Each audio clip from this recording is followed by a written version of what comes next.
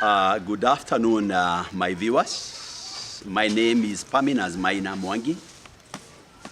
As we speak right now, I'm in Murang'a, and I have an interview with my sister Marion Igule, an educationist, and currently working with a rehab, or in a rehab.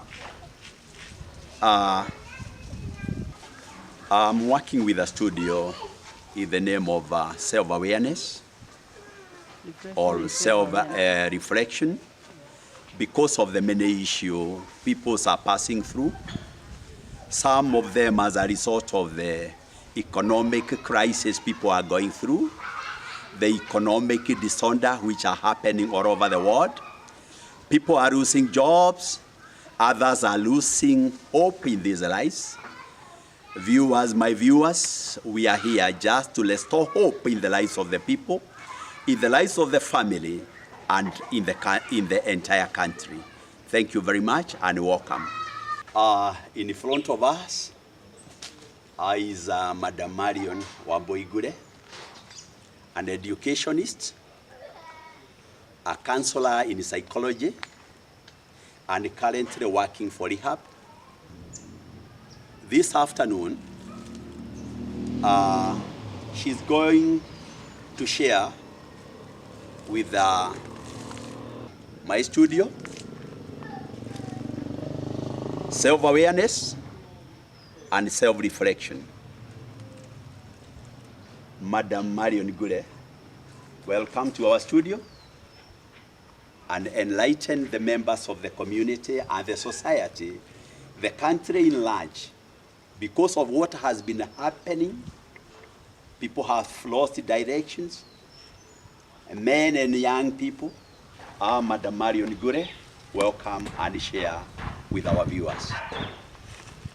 Thank you, Mr. Paminas Mwangi, the Director, Reflection and Self-Awareness Media. As the Director has said, I'm Marion Igule with the education background and currently working with the community. What you realize is that when you work with the community, there are very, very many issues which give problems to the people. Sometimes they are not even able to handle them. Currently, I'm working in a rehab where people have abused drugs and alcohol and have been unable to have control. For this afternoon, I would want to talk about vulnerable persons in the rehabs. And the first question you'd want to ask is, what makes these persons go into excess drinking and abuse of drugs? There are very, very many reasons from their own testimonies. One of it being background information from the parents. Maybe they come from an environment where either the father, the mother were alcoholics. And because that environment helps them to access the drugs, they also start abusing them. Another reason is relationships, where either at home, the man and the woman are not in good terms, and they are fighting all the time. For our people, our men especially, they run away into alcohol, and therefore, by the time they have abused this, they have already been unable to overcome it. Another reason is poverty, where the poor people, because they are not able to afford a good meal at the end of the day, and they want to escape from the quarrels, from the parental responsibility, they run into alcohol, and by the end of it, they realize they cannot control it. Finally, I would also bring in the issue of vulnerability. We have vulnerable persons who feel they are not able to handle life. Some are stressful, some are not able even to provide a meal at table. And because of that, they have taken a cover in taking either alcohol. They start with alcohol, then they find themselves taking smoking, chewing mirror, and this has led them into trouble. One thing I would want to tell our members here is, once these persons cannot control themselves over whatever drug of abuse, they are taking, then they are sick people. These are the kind of persons we have brought in a rehab. And I would want to call upon all of you, do not judge these people, but be empathetic, put yourself in their shoes and try to help them so that they can come back to where they belong and to whom they were originally. Thank you and God bless you. Thank you, Madam Marion. And having been a resident, a teacher, an educationist in the Ministry of Education, particularly in this area of Murang'a, where for some time the drug has been badly misused, what is your advice to the local and the county governments and to the government at large? What are your recommendations?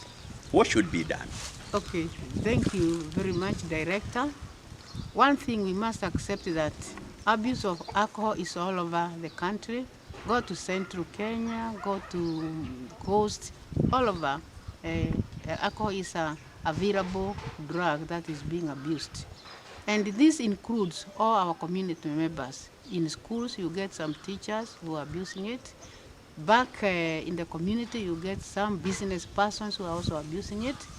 One thing I would want to really not advise, but to communicate to our members is that we need to be sensitized, that they are there and they need help.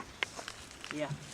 We have a very important organization called Religion. And as far as I know, religion, it doesn't matter whether they are Christians or the Muslims. They are very, very important, integral part of the society. What is your advice to them? Because they are the people who interact with the members of the public on day-to-day basis, particularly trying to address the issue of spiritual matter. Okay, religion is key in the community. Because if you are not a Christian, you are a Muslim, or you are even the Hindu. Oh, yes. But let me say generally that according to religion, many Muslims are not allowed to take alcohol. And therefore, even like if you come to our rehabs, you don't get a lot of them. But you get very many Christians. I guess there is a bit of compliance when it comes now to us and the forum of who comes to church and maybe who is abusing or no, who is not abusing the drugs. Therefore, I would want to call upon the churches to join the government and the community to work together so that they can help all those who have fallen into that trap of abusing drugs, alcohol, mirror, and such other drugs. Thank you, Madam Marion. You have really tried to enlighten the public. On my side, from self-reflection and self-awareness studio, my take, as I have said it earlier, is to urge the members of the public, this is not a time to put an appointing finger to the government, to put an appointing finger to the religion organization. It is a collective responsibility. It's our duty as members of the community, as the members of the country, to come together and look for ways how we can tackle these problems, because the drug abuse, the alcohol abuse is a reality in our society. And you have seen it, the many destruction it has caused, because it also brings what we call the mental issues. And when people reach there, they develop what we call the mental disorder. And thereafter, we get the breakages of the family and all manners. People will not be able to participate in their day-to-day activities. Thank you very much.